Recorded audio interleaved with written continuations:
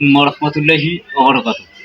আমি চলে এসেছি সেই ছোট বোন সাইদি আক্তারের বাসায়, এবং আপনাদের একটি কথা বলতে চাই যে সেই ছোট বোন যে অনেক স্ট্রাগলের মধ্যে দিয়ে গেছে এবং তার দাদির বাসায় সে মানুষ হয়েছেন। কেননা সেই সাইদি আক্তারের আমি যতটুকু জানতে পেরেছি বা আমার কাছে যে তথ্যটা নিয়ে যাওয়া হয়েছে, যে তার মা আসলে তাকে জন্মদানের পর তাকে রেখে চলে যায় ঢাকা। অতএব তখন থেকে সাইদি আক্তারের যে খোঁজ খবর তার মা সেটা রাখেনি। অতএব তার বাবা এক পর্যায়ে অন্য বিয়ে করে নেয়। এখন সেই পরিবারকে নিয়ে তার বাবা ঢাকায় থাকেন, কিন্তু তার বাবাও যে নতুন বিয়েটা করেছেন সেই নতুন বিয়ের চাপে সাইদি আক্তারদের দেখভাল করতে পারেন না, বা সেই যে হচ্ছে সৎমা সেটাকে হয়তো প্রায়োরিটিভাবে গ্রহণযোগ্যতা বা মেনে নিতে না পারায় সাইদি আক্তারের বাবা মাও এখন সাইদি আক্তারের সাথে সেই সম্পর্কটা বহির্ভূত না বা রাখেনি। কিন্তু সাইদি আক্তারের যে হচ্ছে দাদি, আমি এখন সাইদি আক্তারের দাদির বাসায় চলে এসেছি।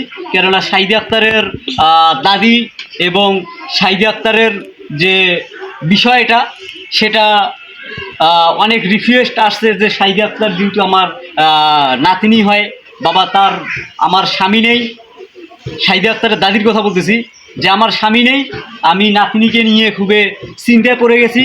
একটি সম্বন্ধ এসেছে যৌতুকবিহীন, এবং আমার কোনো আর্থিক অবস্থা নাই যে আমি আমার নাতনিকে বিয়ে দিতে পারবো। তা আমি এটা শোনার পর চলে এসেছি সেই সাইদি আক্তারের হচ্ছে দাদির কাছে। এখন আমি সরাসরি চলে যাব সাইদি আক্তারের দাদির সঙ্গে কথা বলার জন্য। আসসালামু আলাইকুম। জি, আপনি কেমন আছেন? আলহামদুলিল্লাহ।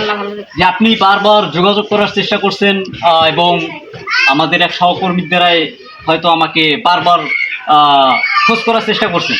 আপনার সমস্যা কি? সমস্যাটা আমার নাতিটা মানে রাইখেছে, বিয়ে দিয়ে পারতেছি না টাকা পয়সার অভাবে। হ্যাঁ, এখন আপনার ফ্যামিলিতে কে কে আছে? আপনার স্বামী?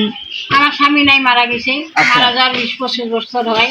আচ্ছা, আর আপনি আপনাদের সংসারটা কিভাবে চালান তাহলে? সংসারটা তো আগে আমি মাঝে সাথে কাজ করছিলাম, এখন আমার শরীর অসুস্থ, মাঝে সাথে কাজ করি আর 3 নাতি দাদি চলছিল। ও আচ্ছা, তাহলে বুঝা গেল যে মাদ্রাসায় যে রান্নার কাজ করে, সেই মাদ্রাসার রান্নার কাজে করে তাদের সংসার বর্তমানে হচ্ছে চলমান রয়েছে। কিন্তু এখন করতে পারতেছে না, অসুস্থর কারণে পারতেছি না। এখন মেয়ে আছে, মেয়ে এখন সংসার চালাইতেছে। ও আচ্ছা, আপনার মেয়ে? ও আচ্ছা, তাহলে হচ্ছে মেয়ে যে টাকাটা দেয় ওই টাকা। এখন মেয়ের তো বিয়ে হয়ে গেছে না?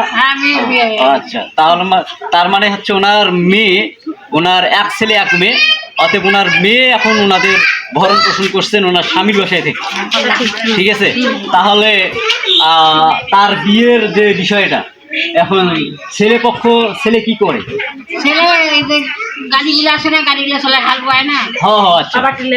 পাওয়ার টিলারের কাজ করে, কৃষি কাজ করে আর কি। যাক, আলহামদুলিল্লাহ, কৃষি কাজ করা ভালো। তবে তারা যে সম্বন্ধটা জানিয়েছে, তারা কোনো আর্থিক লেনদেন ঘর সাজে।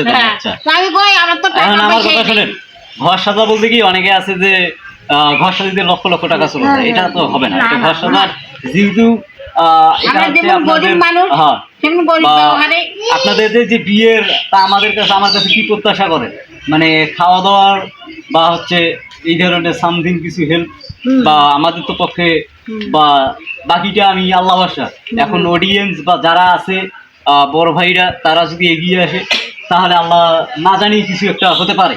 ঠিক আছে, তবে বিয়ের কবের কথা বলছিল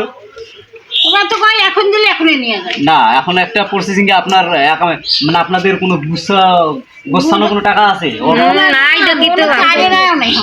আপনি বাইরে থেকে কথা বলতেছেন, বাইরে থেকে কথা বলা যাবে না। তাহলে আমি এখন সরাসরি চলে যাচ্ছি সেই সাইদি আক্তারের কাছে। আসসালামু আলাইকুম। যে আপনি ভালো আছেন? আপনার দাদি যে সব অভিযোগ নিয়ে আসছে, আপনার মা আপনাকে ছোটবেলায় রেখে পালিয়ে গেছে, আহ, আর যোগাযোগ করেনি, এটা কি সত্য? হ্যাঁ। আচ্ছা, এখন আপনি আপনার দাদির কাছে মানিয়ে হচ্ছেন। আপনার বাবা কি ভরণ পোষণ দেখে? আপনার বাবা নতুন বিয়ে করছে ততটুকু শুনলাম, মানে ভরণ পোষণ করে? ভরণ পোষণ কাপড় চোপড় এগুলো মাঝে মাঝে কাপড় ও, মাঝে মধ্যে, কিন্তু হ্যাঁ, তাও। একবার নাগালি জীবের এবার নাগালি তো দেয় না। ও আচ্ছা, মাঝে তার মানে যোগাযোগ হঠাৎ। রাখছে, কিন্তু চুরি করে 6 মাস হঠাৎ। বা হচ্ছে এক বছর। এইরকম পর পর দেয় আর কি।